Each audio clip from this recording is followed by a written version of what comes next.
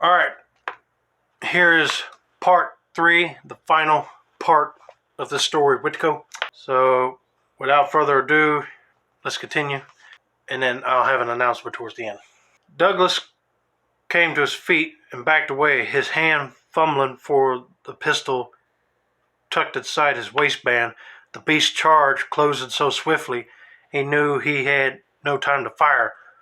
Golf rushed in, cursing like a demon, his bayonet plunging deep into the beast's torso.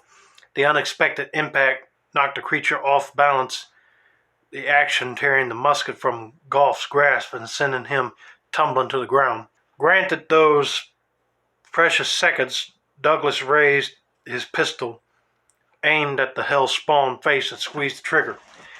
The weapon discharged, its smoke obscuring his vision as the massive body drove him to the ground. Grunting at the pressure of its immense weight, he pushed desperately at the face, expecting the large canines to momentarily rip into his throat. I do not want to see that, anyway. Especially when they do it in movies. Ooh, it's just nasty to look at. Instead, the beast sighed a long exhale that preceded its death rattle. The ruined face rested mere inches from his head. The bullet having entered its left eye to expose out the back of the head, blood from its ruined socket began to ooze onto Douglas's forehead. Ew! That's just gross. Anyway, Douglas pushed against the body. Its immense weight wouldn't shift. Worse, he felt himself sink slowly into the soft musky. Turning his head, he gasped, "Help me!" Yeah, I figured them bodies would be heavy now since they're dead, limped. 2 bodies were quickly beside him, each man grunting with effort as they rolled the creature off him. The captain sat up. Goff and Blake nodded, grim looks on their bloody faces. "The men?" Douglas asked. Goff shook his head.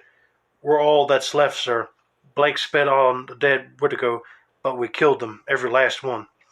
Douglas raised his arms. Goff and Blake each took one and pulled him to his feet. Standing unsteadily, he quietly crossed a small battlefield.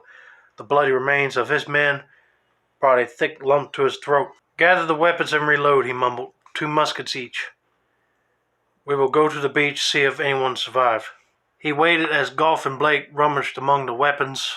His body was stiff, his arms heavy and numb. He spotted the thick tree limb with his embedded bent blade glaring at the body of the Witiko.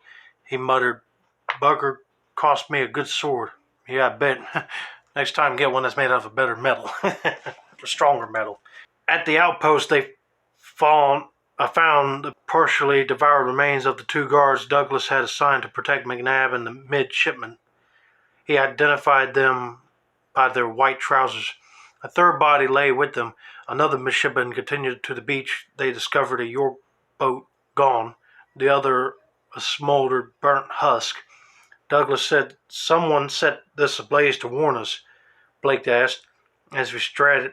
"Then we could use those." Goff motioned toward the 2 birch bark canoes. "Will not be necessary." Douglas pointed toward the bay.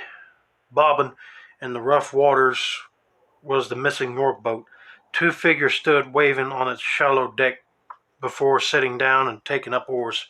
As it neared, Goff said, "It's McNabb and Benson. Pity about Leaf." From deep within the muskie came a chilling, familiar grunt. "I thought we killed them all," Blake said with a groan. Goff said, "You forgot the cave. No telling how many remain."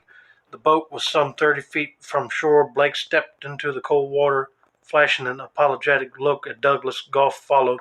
Douglas watched them wade toward the vessel. He couldn't blame them. The chilling cry came again. He sighed, stepped into the water, and idly wondered how he would ever explain this to the company factor at Fort Albany. And that's it. Yeah, if that was a real scenario, I would not know how to explain it to your company either, sir. But I think I'm going to take a break from reading the Bigfoot ghost books for a while. So I'm going to pick them back up starting next year. And if I wanted to read any more books for you guys, I'll read either Christmas or another type of book. So stay tuned for those. And that's going to be it for now. Don't forget to like, subscribe, turn on those post notifications for more book reading content like this.